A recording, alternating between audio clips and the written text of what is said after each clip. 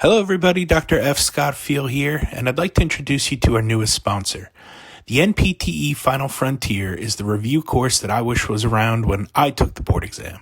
For those of you who know my story, it took me a handful of times to pass that exam, and quite frankly, I really wish I had an exam review course around, just like the NPTE Final Frontier. Check out their website, npteff.com, and use the code HET at checkout for 10% off to all of our listeners and fans. Hello, everybody. Dr. F Scott Feil here, and we've got a special episode for you today. We're just going to call this one the Student Loan Forgiveness Update episode. Brought in a special guest, somebody that's been a friend of the show for a long time now. Close personal friend, Chris Vaerla of Varela Financial. Chris, go ahead and tell our audience a little bit about what you've been up to lately and how this whole student loan forgiveness thing is going to affect us.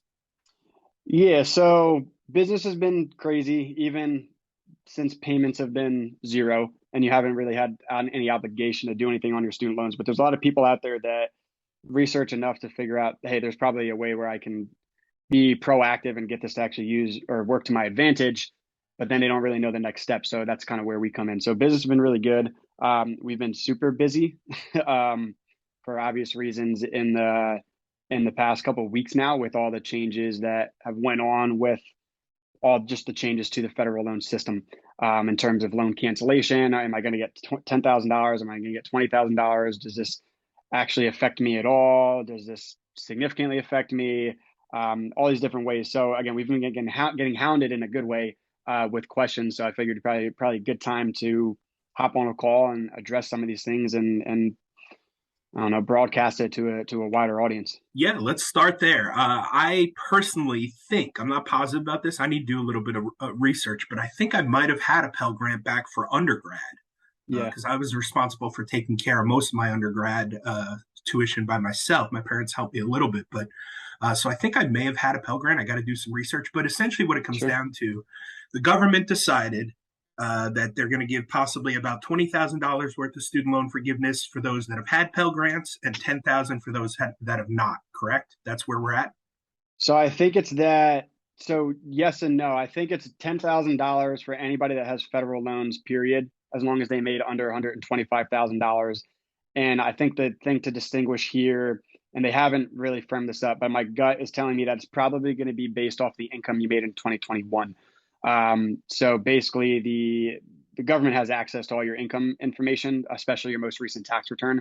So if the forgiveness comes by the end of the year, which it likely will be, it'll most likely be based off of what you made in 2021. So as long as you made under $125,000 in that year And I on thought I paper saw 250,000 maybe for household for incomes, right? household. So yeah, so 125 if you're single, 250 per year if you're married, filing jointly, or head of household.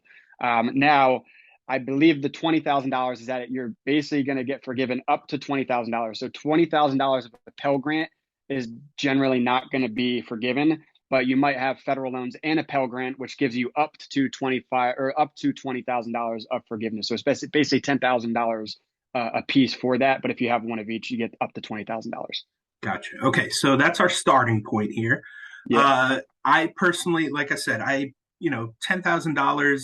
It's nice. Obviously, I'm not going to yeah. say no to it, but at the same time, not a huge fan of the decision. I don't care either way. My mind is, hey, I took on the student loans. It's my responsibility. I need to figure a way to get it fixed. I need a way, figure out a way to pay them off. I'm cool with that. I've got my system down. I'm doing what I can do. Mhm. Some people are for it, some people are against it. Tell us a little bit about your thoughts on just the government's decision in general. 10,000 in the world of healthcare and the world of physical therapy isn't really going to do too much to a whole lot of people's overall big picture. But what are your thoughts on it? Yeah, I think it comes down to percentages, right? Like, so, and it's actually good timing. So, right before we did this call, I had a consultation with a physical therapist, and her spouse, and she has $180,000 of student loan debt, all federal, and her fiance, he has $22,000 of federal student loan debt. Perfect example, right? One person's getting 50% of their loans forgiven or canceled. The other is getting less than 1%, right? Well, maybe not less than 1%, but less than 5%. So it's a one person, huge impact. One person, it's a drop in the bucket. So most people that are probably listening, if you're a PT, unfortunately, if you have like a high six-figure amount of student loan debt, it is a drop in the bucket. And then easily you can kind of go into the spiral of, well, this doesn't really help me. Or in general, my perspective is that, does it help the people that have a problem with student loan debt? I don't. Do I think that it's going to increase taxation for American citizens?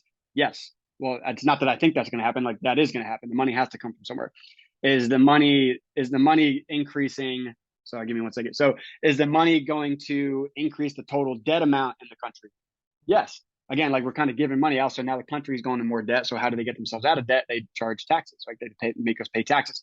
And then the last part is, there are people where this is benefiting. There are plenty of people out there that have between 20, 30, 40, $50,000 of student loan debt, and life's not, I don't know, life's kind of give them I don't know, unfortunate circumstances, and they're having a really hard time paying it down. And maybe it's just been ballooning for years and years and years. So it does benefit. So I think overall, my opinion is that I understand this is going to affect some people positively, and it's going to affect some people in a negative way.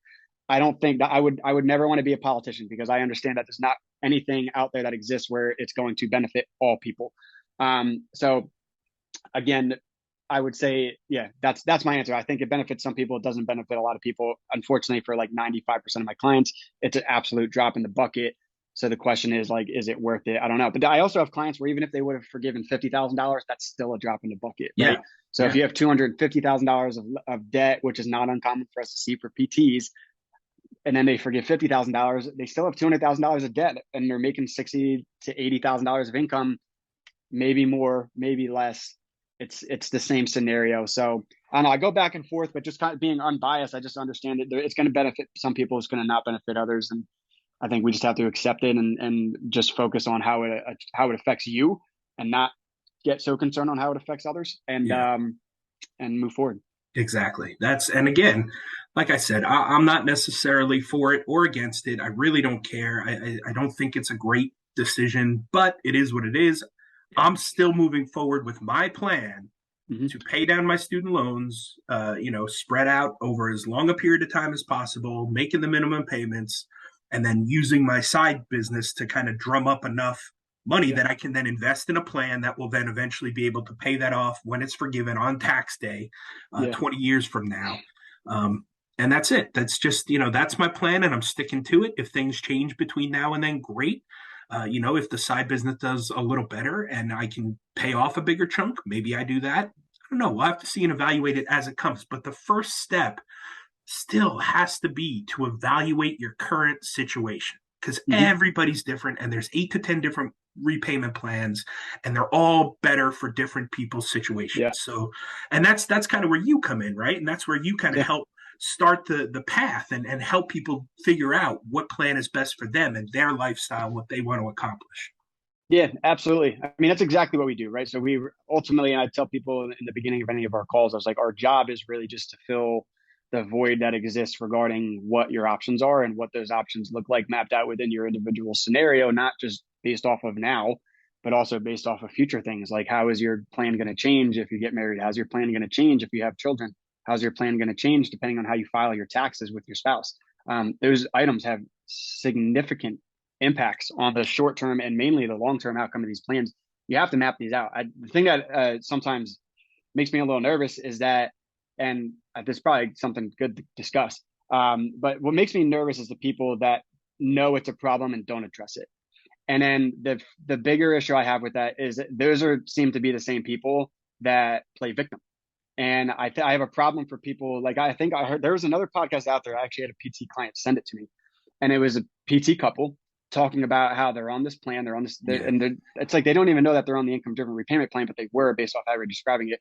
They're like, we're on this plan and we pay X amount per month, and in X number of years, like, we're gonna have this huge tax bill, and we don't know what to do about it. And the host of the podcast perfectly says, well, what's that tax bill gonna look like? And they're like, oh, we don't even know. Yeah. And he was I, like, well, that's like, you should probably figure that out. And then, like, how are you saving for that? And they're like, oh, well, we don't, like, are you saving for right. it now? And they're like, no. And it's like, you got to do that. If you're going to be on the plan, you have to know how it works. If anyone that's watching this, if you're on a federal income driven repayment plan and you don't have any, like, you don't know fully how it works and you don't know what the tax bill is projected to be or what the range of the tax bill is supposed to be, and you're not saving for it, get off the plan. It does not Yeah. make sense if you're not going to pay the tax bill. The average tax bill we see is $80,000. If you're not going to have $80,000 in 20 years, guess what? You're going to have to take a loan out to pay off $80,000. And instead of it being a 20-year plan, you're probably looking at a 30 to 40-year plan. Right. I've heard that episode. I think it was a Ramit Sethi podcast, and Yeah, I've had a bunch of people send that episode to me, and it's a good episode. it is. But at the same time, that particular couple, even though they're DPTs, were financially just dumb. Like Yeah, they were yeah, financially oblivious, yeah. And so I get it, right? Two PTs, good careers, got married, but have this debt issue, but they really didn't know what was going on. It seemed like there's just no finger on the pulse of life in general there when Yeah, it it's like came to there's financial no literacy. 100%. It's like, and it's just the lack. There's a lack of accountability. And Yeah, again, this is just within a household, and I think you and I can both relate to this. Some people listening may or may not, but it's like when you have a spouse, when you're in that type of relationship, like there has to be some accountability there. There has to be ownership there. There has to be exactly. ownership there.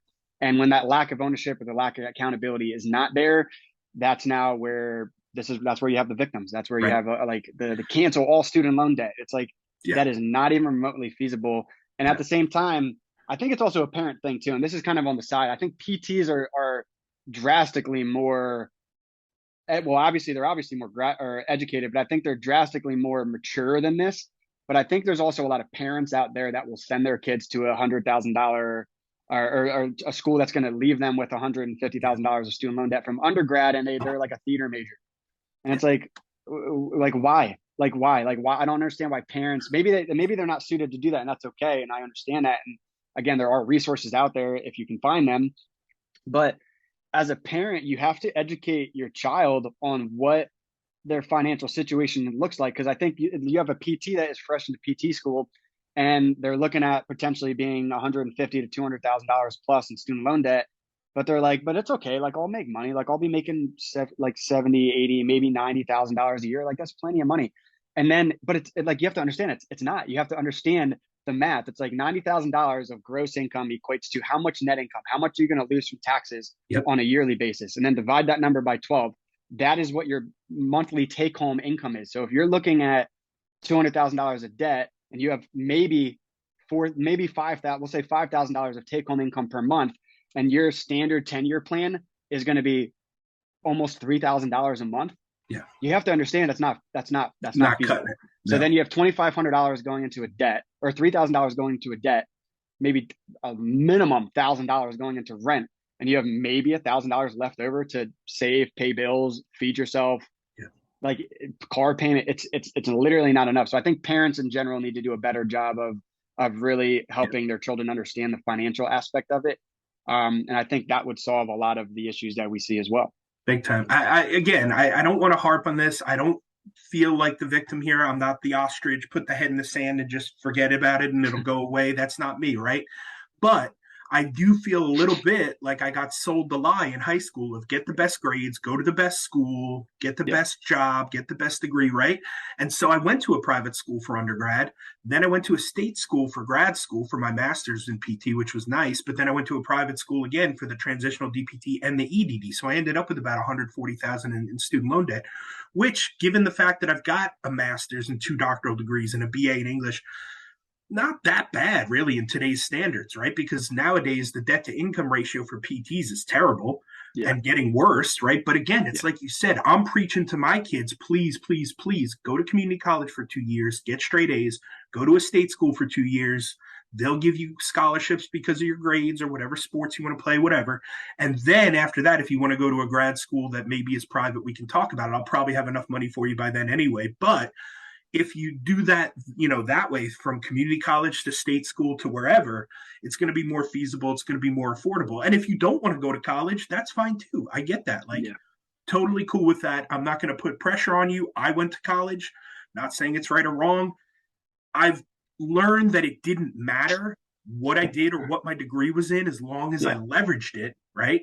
And then at some point in leveraging all those degrees, that's what helped me start the side business, right? Start my own mobile physical therapy practice. And then my master class, right, where I teach people how to start a business and how to get extra income and more revenue coming in, because I felt like it was not fair to my family to put the $140,000 worth of debt on them. It was my Yeah, decision, it was now it's led me to some great opportunities, thankfully, and I've leveraged it very well. All of the degrees, mhm, I didn't even think I was going to teach. And now here I am teaching full time, right? But it yeah, affords me the flexibility to do what I want to do, when I want to do, how I want to do, and work on the side businesses, the passion projects, all these things I love to do, speaking gigs, coaching, teaching, all of it. It's great. So I'm living the life, man. I'm totally cool with my situation. But we yeah, need to get more people that are cool with their situation because, yeah, again, college doesn't even make a whole lot of sense unless you need a degree that gets you a license that you have to sit for and you need to hit those benchmarks. Then I understand it, right? Doctors, lawyers, PTs, dentists, whatever. You need to go through that process to get the outcome, the goal, the license, right?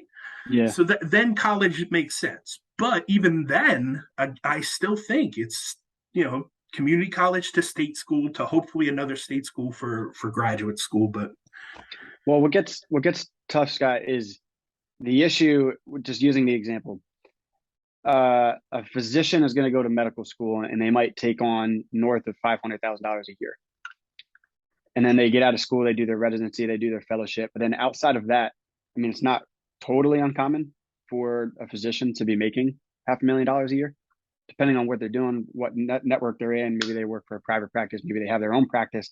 Especially they get into their own practice, sky's the limit, right? You're taking on $500,000 to go into an industry where you can make $500,000.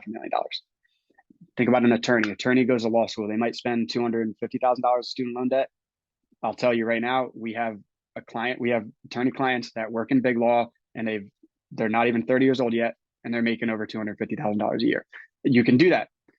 The thing that irks me with the PT industry is that I will consistently have PTs that basically essentially come through our doors with $200,000 of student loan debt, and they are not working in an industry where they're going to make $200,000. Can you make $150,000 in home health? Yeah, you can. We have clients that do it. Do they understand that they're probably not going to do that when they get married and have kids because it's not feasible for a lifestyle? Yeah, they understand that as well. So they understand that it's temporary. Uh, can you make a lot of money if you work PR rates or you're working full time hours? Yeah, but like, how do you find that job? It's not common for you to. It's not easy to find that job.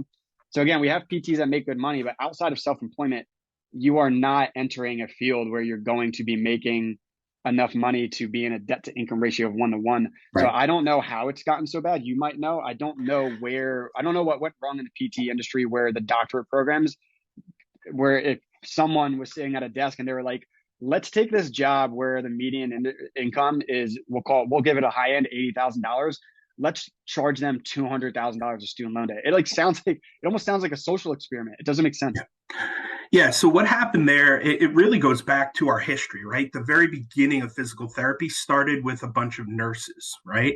They branched out and started exercise and rehab science, and then that became the field of physical therapy. But because it started with nursing, they took orders from doctors and then started out the plan of care for physical therapy, right? So we're in a field, in a profession that has been taking orders like for years and years and years. And when you switched over to the doctorate, you didn't become the primary, physician or the primary care practitioner that a DPT should become, right? So we're still having to accept orders from doctors, and not in all states, but in a lot of states still. And for insurance purposes, there's still a lot of doctor's orders that are needed for physical therapy, right? So physical therapy is kind of being looked at from insurance and from a Medicare standpoint as a modality, right? Instead of a profession. And until we make that switch, the reimbursement rates are still going to be dictated by Medicare and by insurance companies. And unfortunately, that's not what we're worth. The worth of a DPT trained physical therapist, is definitely, in that primary care or primary, practitioner range, or should be. And the only way to get to that point is to go cash pay right now, add a network, 100% start your own business. And even if it's not a physical therapy practice, the answer most of the time seems to be start your own business because A, you're going to Mhm. get the tax breaks, and B, the sky's the limit on making revenue through your own business as opposed to working for someone else. And even those PRN rates you talked about, you're still trading time for money. So Yeah. the rates are a little better because they don't have to pay you a 401k or insurance, cover your insurance. But you're still having to go in and trade time for money. And people don't understand that. Like, yeah, you're making a little bit more money, but you're having to go in 4 to 8 hours on a weekend. Yeah. Why do that when you can start your own business, make your own money, and make yourself rich as opposed to working for somebody else and having to, work for a boss still and, make them rich? Yeah. You Let me know? ask you a question, Scott, because we just Yeah. we have a client where he was giving me an update on his work situation, and it took me back because I haven't heard it before. But he's a PT. He worked for a hospital network, so he qualified for public service loan forgiveness. And again, if you know that plan, it's basically you just have to make 120 qualifying payments, so basically 10 years of payments essentially, and then anything that's left over forgiven tax free. But he's doing home health for the hospital network. Do you see that? Like, is that like a trend? Is it like moving? Like, do you think more hospital networks are going to do that? Because I know that you can make more money, but he's making probably his exact words were, "I'm making more money than I imagined I would ever be making as a PT." Yeah. Yeah. I mean, with okay, so there's a ton of different settings in physical therapy, right? You've Mhm. got hospital, inpatient, acute care. You've got outpatient. You've got skilled nursing facilities and assisted living facilities. You've got home health, right? There's all these different avenues for physical therapists, and each one of those avenues is in its own little section and gets reimbursed a different way. So, Okay. like acute care uses a set of codes for physical therapy, and they bill that to Medicare or insurance or whatever, and then they get reimbursed certain rates, right? Then an assisted living facility or a skilled nursing facility uses rug levels, which is a completely different repayment system where they just kind of enter somebody into the system, give them a rough estimate on how many visits they're going to need, and then get paid all of it up front. And then if it takes all of that amount, then good to go, and you can ask for more with documentation showing why. Or you can, if it didn't take that much, you have to pay back what's left over, right? Then you've got home health, which gets paid per visit, not per code, not per time. It's just, did you go up and show up to that patient's house and perform therapy that day? Okay, great. You're getting paid this rate for that visit. Hmm. So every setting has its own like repayment system. They're all Yeah. jacked up. It doesn't really matter. But home health does happen to pay one of the best. Yeah. The problem becomes, like you said, long term, it's not feasible because you can make 150, 200,000 even as a home health therapist. You got to hustle, you got to see a ton of patients, and then the documentation is brutal. You're taking home notes at the end of the night, just Yeah. document it all night. And heaven forbid you have to do an Oasis starter care. That's 2 to 4 hours in a home right there. I Hmm. mean, it's brutal, you know? Yeah. I know it's a lot. I would say that the number that I would say on average that we've seen for home health PTs for anybody that is maybe listening but trying to figure out, hey, do I want to go on that? I've heard different things. I would say the average income that we've heard is probably, I would say, closer to 120, 130. Yep. I would say on the high end, maybe like 140, 150. I haven't seen anywhere 200. I'm not saying it's not, I mean, I'm sure it's obtainable, right? Just Yeah, like anything else. I think it's like if where there's opportunity, well, I would say if in that situation you're paying per visit. So the way that I take that as somebody that's not really that smart, but just understands human incentive, I view that and I'm like, all right, well, the more people I see, the more people I get paid. So where can I work where I have the opportunity to just see a shit ton of people, right? exactly. So Because the it's more people I it's see, the more people I get paid. Now you almost feel like that. Now it almost feels like a sales job. It's yep. like the more sales, like if I'm getting a commission for something, the more sales I make, the more money I get paid. It's just human incentive. So it does make sense. But when I saw it in the hospital network, I was like, all right, you're making more money. Like you're making basically twice the amount that we usually see PTs making, and you qualify for public service loan forgiveness. And his loan's big enough where he's still probably going to have his loan forgiven in 10 years. It's not like he's making so much money where he's going to pay it off. I think there's a misconception somewhere where someone that's making $70,000 looks at somebody that's making $140,000 and they think it's like this astronomical amount of extra money. In reality, it's really not that much in terms of what you're taking home more per month to month, especially if you increase any lifestyle as you go, which people generally do. The more money you make, generally, the more money you spend. So I think for anybody looking to get into that, it just feels like I don't think I've had any clients where they're like, I'm going to do home health and I want to get married and I want to have like 3 kids, and I'm gonna stay doing home health. They're all like, well, I can't, if I'm gonna have a family, I can't really do home health because I'll literally never be home. And then when I am home, I have to do documents. Yeah. So I've done home health, right? I enjoyed it. It was a great setting. It did make me a lot of money. And like I said, it was right for the right time while my kids were Yeah. young. It didn't matter. It was flexibility, so I could drop them off at school, then go see a bunch of patients, then come pick them up, bring them home, then go out and see Yeah. a couple more patients. You know, Yep. and it worked really well when I started my own cash pay business because I could weave those patients in amongst my home health patients. The payment, getting paid that much to do that job depends on the city you're in for sure. Yeah. Definitely the amount of patients. Now, the good news is if you had contracts with certain nursing homes, you could go in and see 4 or 5 patients in a matter of, 4 hours, just go down the hall and knock all 4 of them out. Some of them were husband and wife combos. Some of them you're going to a home where it's a husband and wife, seeing them both as patients.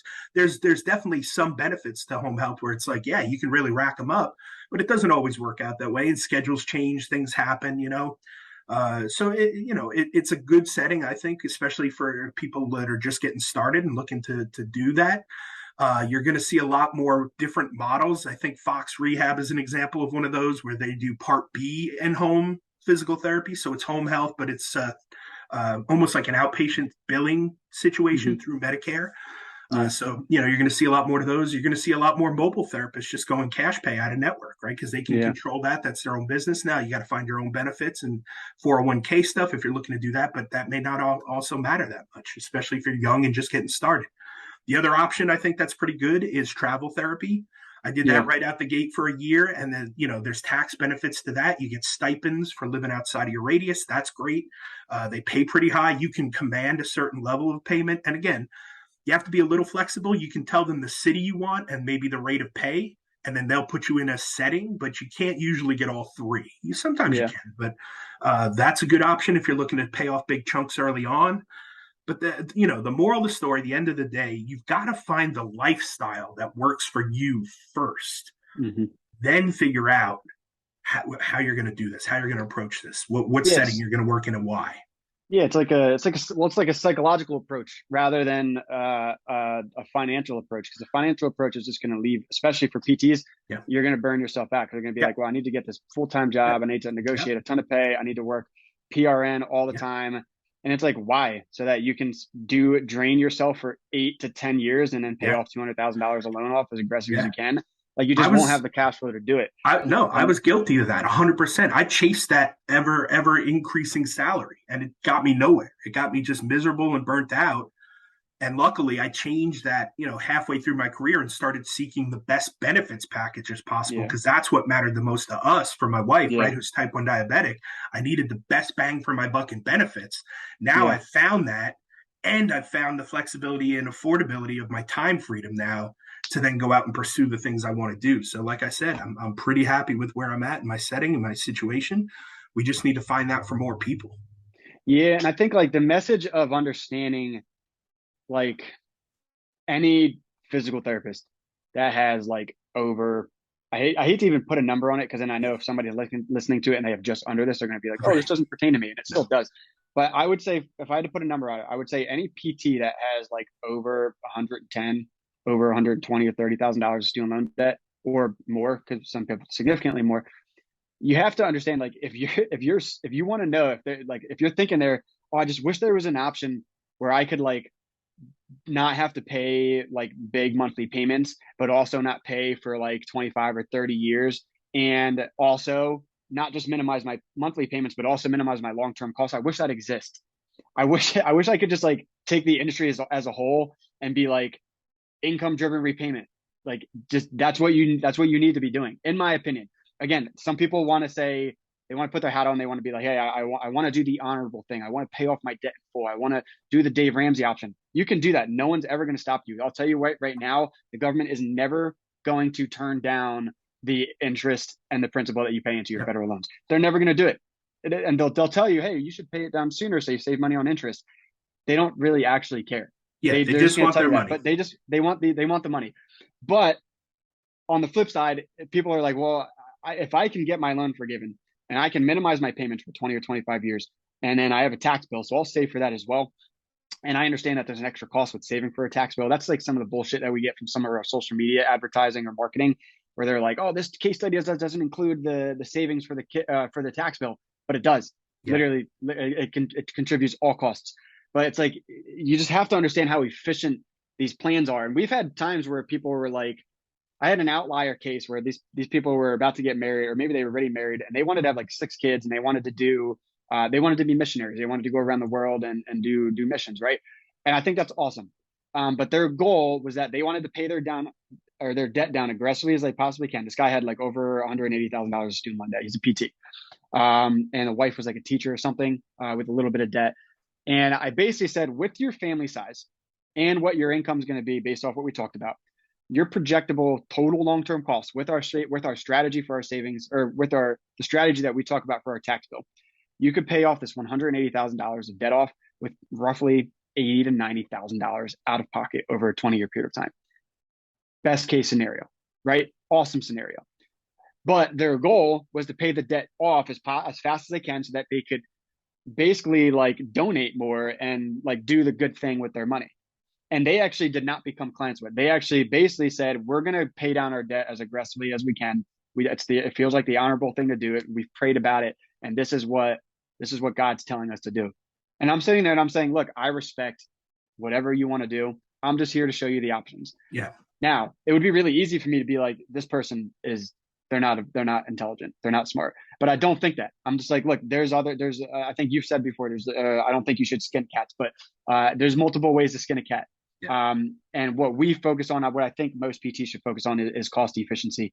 And speaking of cost efficiency, I do want to circle back to some of the changes with what they announced with federal loans, because there are some changes that have been implemented, or I'm sorry, no changes have officially been implemented. Right. But what they're talking about implementing, there's a couple things that would have a significant impact on anybody that is on these plans.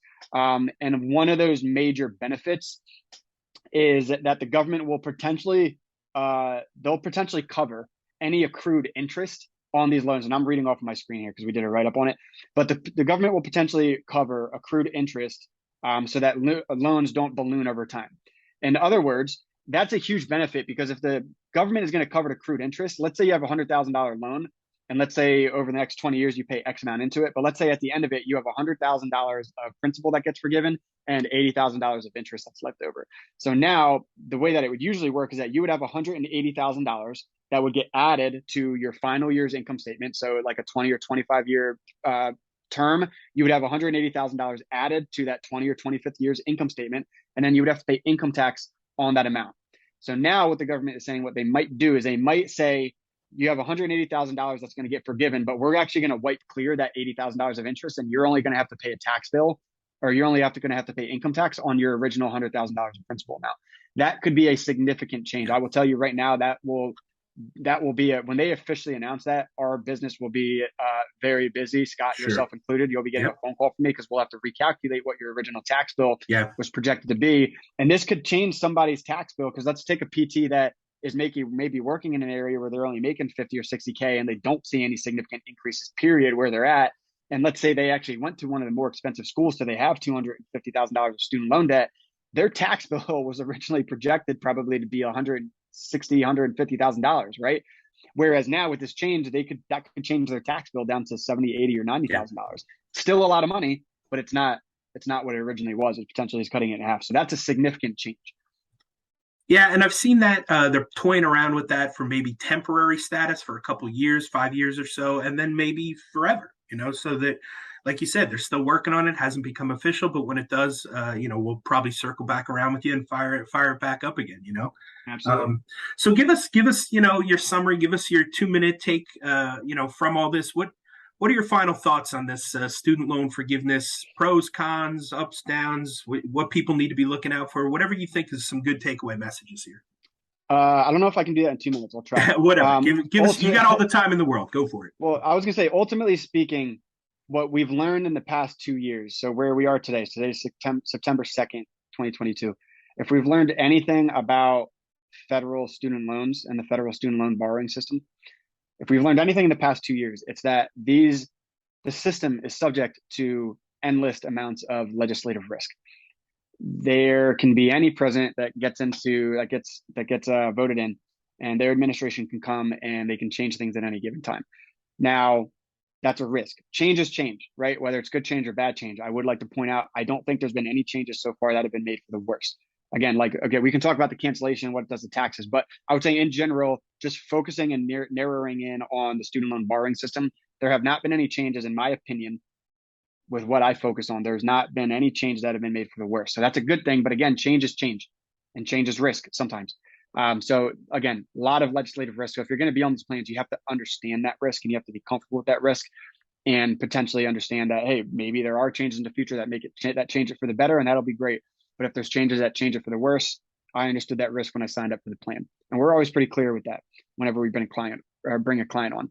So that's probably what I've learned through the past 2 years, and especially recently. And again, it's just endless change. So expect that to continue. Now, one thing I think that people should be aware of is that in certain states, this loan cancellation could potentially be taxable. Now, Scott, you're in Texas, so we all know you're not going to be subject to this. But the following states have talked about potentially charging or making the borrower pay state income tax on this amount. No one's going to pay federal tax because the federal, or basically the government's in charge of that, but the government is not charged in what individual states do. So if you live in Arkansas, Hawaii, Idaho, Kentucky, Massachusetts, Minnesota, Mississippi, New York, Pennsylvania, South Carolina, Virginia, West Virginia, and Wisconsin, if you live in any of those states, it's very possible, and again, I'm not a tax expert, so this is not tax advice, but it's very possible that if they are charging state income tax, what's going to happen is that during tax season of 2023, these people will basically get a 1099-C form with the exact amount that was forgiven on their student loans, and then they'll have to pay state income tax on that amount. So it's not going to be anything crazy, but if let's say state income tax is 10%, and they forgave 10% of your $10,000 of your loan, you'll have to write a check to the IRS for $1,000. Or if your return was going to be $4,000 that year, instead you're only going to get $3,000. So again, it'll all kind of work its way out. But that is something to pay attention to if you live in any of those states. Another thing to pay attention to is, especially with where we're at, is anybody that is looking to utilize the public service loan forgiveness waiver to backdate like other payments that they've made. So a lot of doctors have been doing this if they haven't been properly submitting qualifying payments, but they've worked for a qualifying employer and they've been on an income-driven repayment plan for 10 years.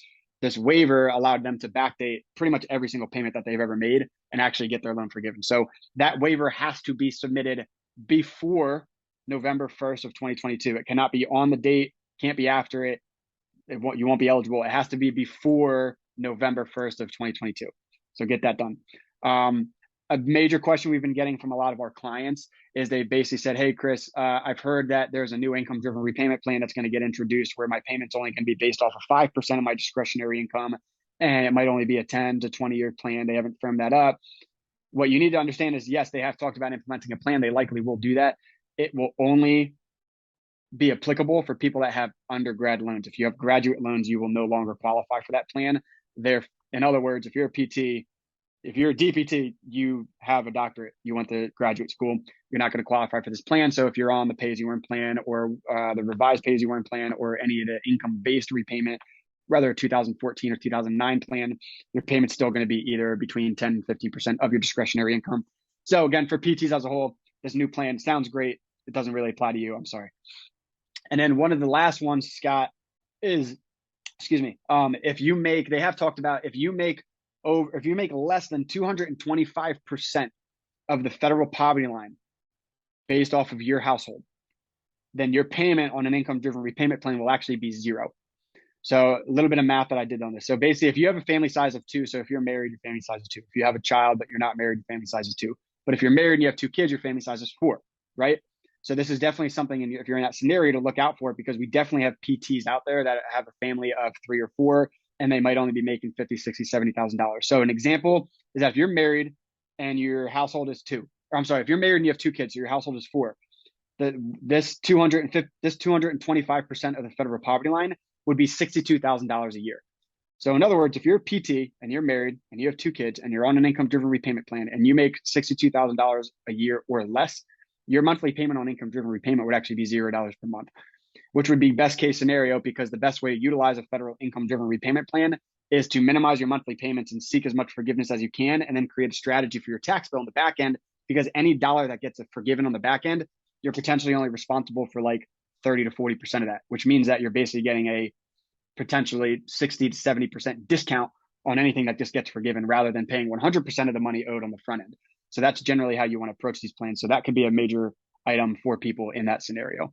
But I think those are the biggest items that we've heard. I mean, some little things, again, not getting political, but I would say like this final extension, this is the second final extension they've had in the past 12 months. So do I think it's going to be the final extension?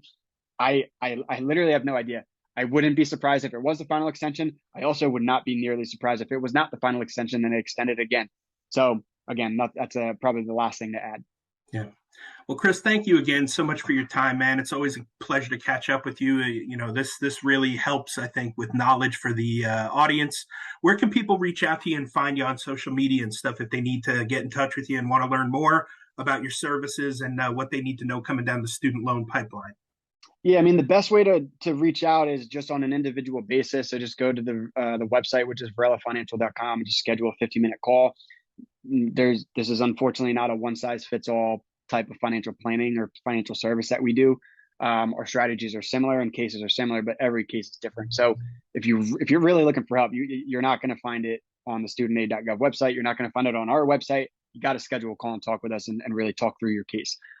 So again, you can find us on the website. We're on Instagram, we're on Facebook, we're on TikTok. We have a lot of video content, more to come as well.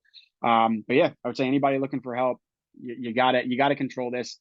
Don't put yourself in a situation where you're going to have to play the victim. Understand your options. You don't have to pay down your debt aggressively as you can. There's other options. Just understand what those options are and what those options look like. Map that within your scenario. And if you don't know how to do that, reach out. We're not the only company that does what we do, right? There's other companies out there as well. So reach out. It doesn't have to be us, but reach out and get help on this. Get professional help. Don't flinch at fees.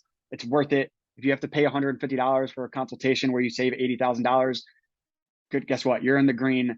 $79,000, right? So it's a significant value. Understand your situation, take ownership of it, hold yourself accountable, and get the solutions that are out there.